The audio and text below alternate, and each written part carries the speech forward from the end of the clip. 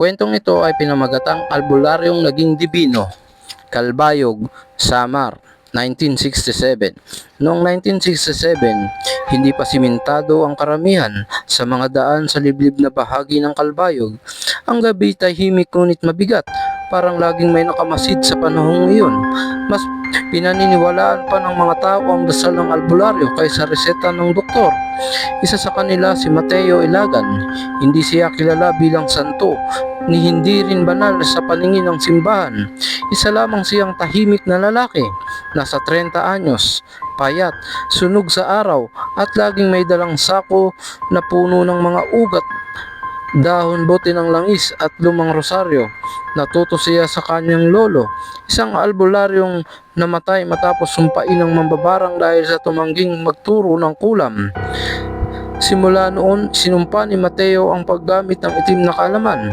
Napansin ni Mateo na may mali sa mga baryo sa gilid ng bundok. May mga pasyenteng siyang hindi gumagaling kahit anong dasal. May mga bata na nilalagnat tuwing alas 3 ng madaling araw. May mga babae na nagkakapanaginip ng lalaking walang mukha na humihingi ng dugo. Sa bawat bahay pinupuntahan niya, pare-pareho ang amoy, sunog na uling, bulok na dahon. Palatandaan niya na pinagsamang gawain ng aswang at mambabarang. Isang bihirang alyansa na kadalasang nauuwi sa maraming patay. Pinayuhan siya ng matanda na huwag makialam. Mateo, sabi ng isang matanda babae, hindi ito para sa albularyo, pangdibino ito. Hindi siya naniwala noon. Isang gabi, pauwi na siya mula sa isang nabigong pangpapagaling nang mapansin niyang hindi gumagalaw ang paligid. Walang hangin, walang tunog, ang kanyang relo nakahinto. Sa gitna ng daan, may hamog na parang pader. Nang subukan niyang matras, wala na ang likuran niya. May isang kalsadang hindi niya kailanman nakita, makinis, tuwid at maliwanag kahit walang ilaw. Doon niya unang narinig ang mga yabag na hindi tao. 3 anyo ang lumitaw, mukhang tao ngunit masyadong perpekto ang galaw. Ang kanilang mga matay parang salamin ng tubig. Hindi siya sinaktan, hindi siya tinakot, dinala siya sa biringan. Hindi ito tulad ng kwento ng matatanda. Walang gintong palasyo agad, walang marangyang musika, tahimik ang lungsod, disiplinado, malinis, parang isang bayang mas maunlad kaysa sa mundo ng tao. Sa gitna ng isang bulwagan, naroon ang reyna. Hindi siya mukhang diwata sa kwento, mukha siyang taong matagal nang namumuno, mabigat ang titig, walang ngiti. Hindi ka namin tinawag, sabi ng reyna, ngunit dumating ka dahil kailangan ka. Ipinaliwanag sa kanya ang katotohanan. Ang balanse sa Samar ay nababasag. May isang leader ng aswang na pinagsama ang kulam at laman. Isang kasalanang hindi pinapayagan kahit ng dilim. Kung magtatagumpay iyon, lalaganap ang gutom, sakit at kamatayan. Si Mateo ay pinili hindi dahil siya ang pinakamalakas, kundi dahil tumanggi siya maging masama kahit may kakayahan siya. Hindi siya ginawang makapangyarihan agad. Tinuruan muna siya. 3 engkanto ang itinalaga sa kanya bilang gabay, hindi tagapagtanggol.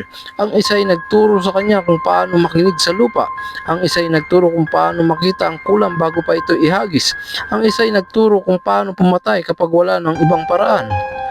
Ang mga banal na gamit ay hindi sandata lamang. May kapalit ang bawat gamit. Sa bawat dasal, may alaala siyang nalilimutan. Sa bawat laban, mas hihiwalay siya sa pagiging ordinaryong tao. Pagbalik niya nang makalipas ang 3 araw sa mundo ng tao, kahit pakiramdam niya ay ilang oras lamang, doon nagsimula ang tunay na laban. Isang baryo ang nilinis niya mula sa mambabarang, ngunit natagpuan niyang patay na ang mangkukulam. Nilapa ng sariling mga aswang na tinawag niya. Isang gabi, hinarap niya ang isang aswang na dating kapitbahay niya. Humingi ito ng awa, umiyak, nakiusap. Subalit pinatay niya ito, hindi dahil gusto niya, kundi dahil huli na ang lahat. Sa bundok ng tinaplakan, sa ilalim ng maitim na ulap, hinarap niya ang ama ng uling, isang nilalang na hindi ganap na tao, ngunit hindi rin ganap na halimaw. Ang laban ay hindi ingrande, walang liwanag na sumabog. may dugo, may takot, may pagod. 3 beses muntik mamatay si Mateo. Sa huli, hindi lakas ang pumatay sa ama ng uling, kundi dasal na hindi para sa tagumpay, kundi para sa wakas. Pagkatapos ng 1967, wala nang opisyal na tala tungkol kay Mateo Ilagan. May ilan ang nagsasabi nakita siya sa bundok ng matanda na mag-isa. May ilan nagsasabing minsan kapag may kulam na hindi matanggal, may lalaking darating, hindi humihingi ng bayad, hindi nagsasalita ng mahaba, at aalis bago mag-umaga. At kapag tinanong mo kung sino siya, albularyo lang ang sagot. Ngunit alam ng dilim, dibino na ang kaharap nila. Wakas.